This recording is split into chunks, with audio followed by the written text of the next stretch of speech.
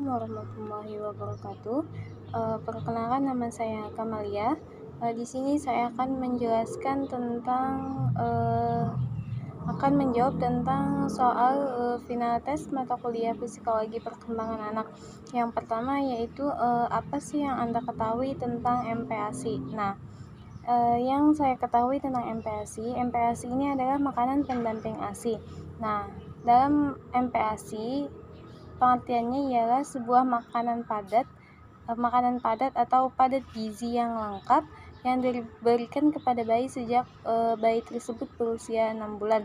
Nah, secara eksklusif selain ASI untuk mencapai pertumbuhan dan perkembangan yang optimal.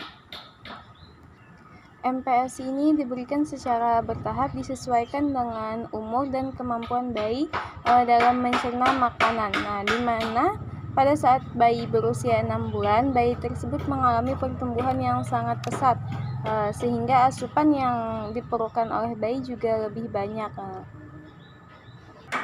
MPASI ini juga memiliki tekstur yang bertahap. Misalnya pada usia 6 bulan, MPASI-nya diberikan secara tekstur yang lembut, kemudian meningkat menjadi lebih kasar, dan meningkat lagi pada saat umur bayinya sudah 8 bulan, 9 bulan, nah itu ke lebih yang padat, mungkin yang lebih bergizi.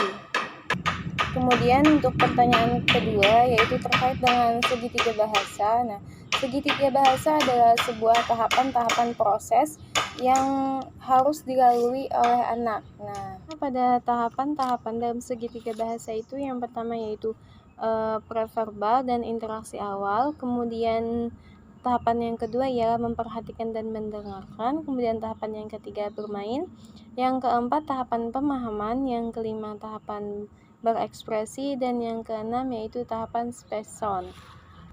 Pada tahapan preverbal ini bisa dengan stimulasi kontak mata, kemudian gilir bicara serta perhatian bersama. Kemudian pada tahapan yang kedua yaitu memperhatikan dan mendengarkan, ini bisa menstimulusnya dengan permainan bermain puzzle dan juga misalnya membaca buku dengan intonasi yang nyaring.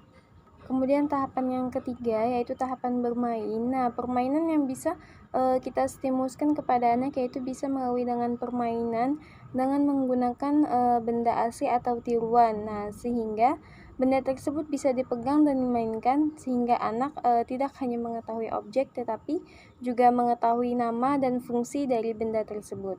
Kemudian pemahaman. Nah, pada tahap pemahaman ini anak bisa paham dengan instruksi kita misalnya. Kemudian tahapan berekspresi yaitu anak dapat mengekspresikan apa yang ia rasakan. Nah, kemudian pada tahap space sound. Nah, pada tahapan space sound ini adalah tahapan puncak yang artinya anak sudah memulai mengucapkan bahasa dengan intonasi serta bahasa yang biasa dipakai, yaitu bahasa yang sudah dimengerti.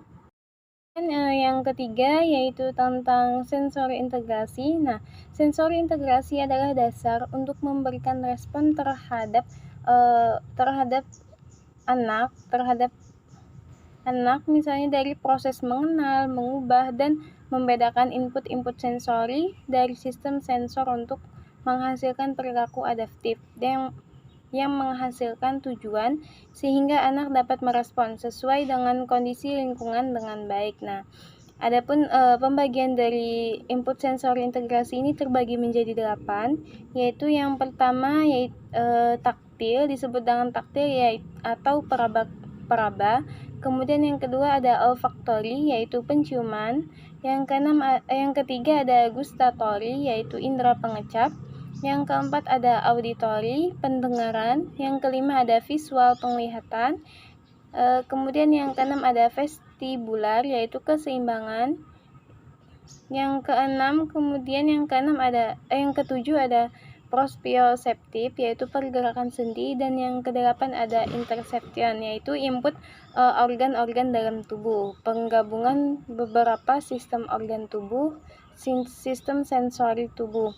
Kemudian contohnya, salah satu contohnya yaitu bisa dengan bermain menggunakan tekstur benda, misalnya dari bermain pasir, kemudian bisa juga dengan mengunyah daging, menyikat gigi, kemudian merasakan berbagai bentuk rasa makanan. Nah, kemudian yang keempat yaitu kenapa stimulasi itu penting dan contohnya dalam kehidupan sehari-hari. Nah, stimulasi itu penting karena pada hakikatnya setiap anak itu siap untuk belajar sehingga otak mereka juga harus berkembang. Nah, selain itu juga dapat meningkatkan perkembangan kognitif anak, menciptakan dan membangun sikap mandiri dan percaya diri, juga dapat melatih kemampuan fokus anak. Serta dapat merangsang kemampuan imajinasi dan kreativitas anak nantinya. Nah, itulah yang menyebabkan mengapa stimulasi ini begitu penting bagi anak. Nah, kemudian contohnya, contoh stimulasi sensori motor ini misalnya bisa dengan anak tersebut melakukan gerak jalan, kemudian melempar bola, menendang bola, bisa dengan bermain puzzle misalnya juga bisa dengan push up atau pull up misalnya juga itu bisa. Mungkin itu jawaban dari saya. Salah hilapnya mohon maaf. Wassalamualaikum warahmatullahi wabarakatuh. Pada tahapan-tahapan dalam segitiga bahasa itu yang pertama yaitu preverbal dan interaksi awal, kemudian tahapan yang kedua ialah memperhatikan dan mendengarkan, kemudian tahapan yang ketiga bermain, yang keempat tahapan pemahaman, yang kelima tahapan berekspresi, dan yang keenam yaitu tahapan spesson. Pada tahapan preverbal ini bisa dengan stimulasi kontak mata, kemudian gilir bicara serta perhatian bersama. Kemudian pada tahapan yang kedua yaitu memperhatikan dan mendengarkan, ini bisa menstimulusnya dengan permainan bermain puzzle dan juga misalnya membaca buku dengan intonasi yang nyaring.